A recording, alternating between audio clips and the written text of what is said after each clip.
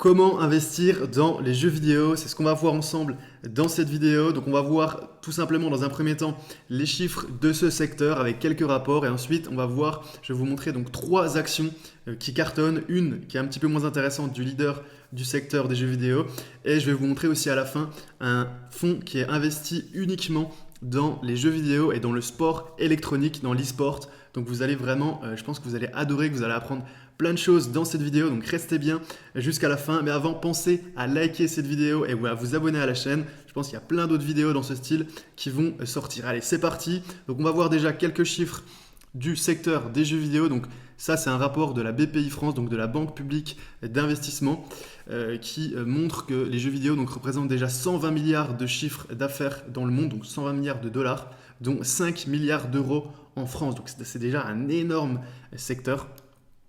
Ensuite, on va voir les recettes, donc très important, les recettes. Donc on a vu qu'il y avait 5 milliards d'euros de chiffre d'affaires en France en 2019. Et là, vous voyez qu'en 2020, on a 2 milliards d'euros de recettes sur l'année 2020. Vous voyez qu'on a quand même, là c'est uniquement des estimations, donc ils étaient un petit peu pessimistes pour 2020, mais suite à la situation avec la pandémie, vous allez voir que c'est un secteur qui profite de cette crise. Et la plupart des gens, voilà, il y a beaucoup de gens qui jouent aux jeux vidéo, donc forcément les chiffres d'affaires et les recettes de tout ce secteur est en train vraiment d'être tiré vers le haut en ce moment depuis le début de l'année 2020.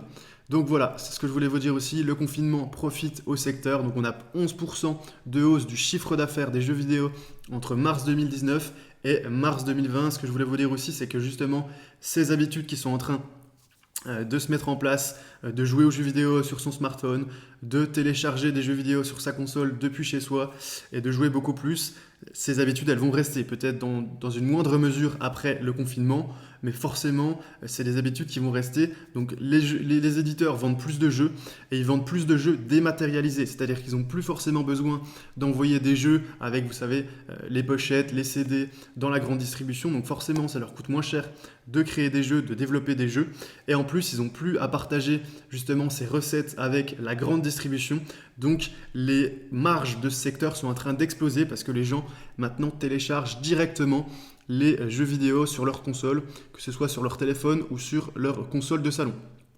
Donc voilà, on va voir 4 entreprises.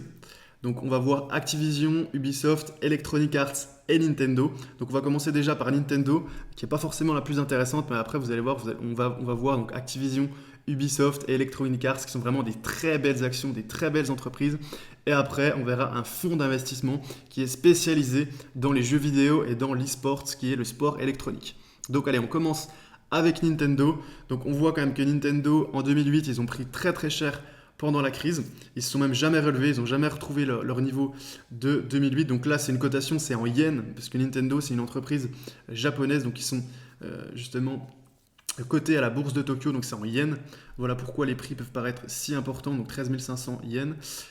Donc là, on a atteint les 68 000 yens en 2008, et là, on est aujourd'hui à 44 000, donc on n'a jamais atteint les niveaux de 2008. On a quand même une hausse de 74% depuis 2010, et sur l'année 2020, on est quand même à 10%.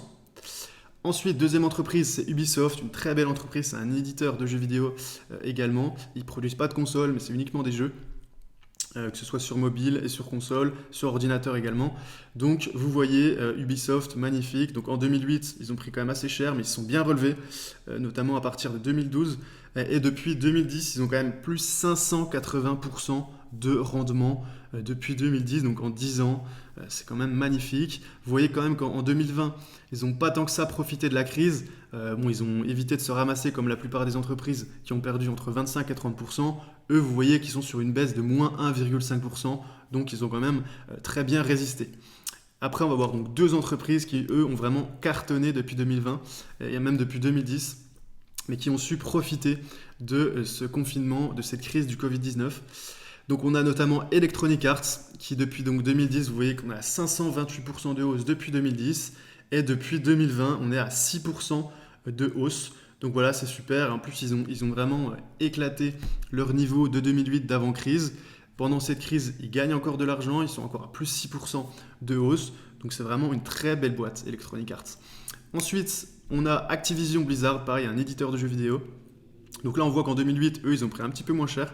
Vous voyez qu'il n'y a pas une grosse chute en 2008. Ils n'ont pas énormément bougé entre 2009 et 2013, mais vous voyez que depuis 2013, l'ascension est fulgurante. On est à plus de 540% depuis 2010 et depuis 2020 quand même 10% depuis le début de l'année pour Activision Blizzard.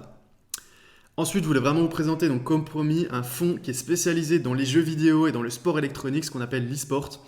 Donc voilà la composition de ce fonds. Donc on a normalement notamment 8% dans Nvidia, on a Tencent, c'est un géant des jeux vidéo chinois, microservices. On a du Blizzard, du Nintendo, Electronic Arts. Vous voyez que c'est un fonds qui est très bien aussi, très bien diversifié dans ce secteur du jeu vidéo. On a Zynga aussi, Zynga qui est spécialisé dans les jeux sur smartphone.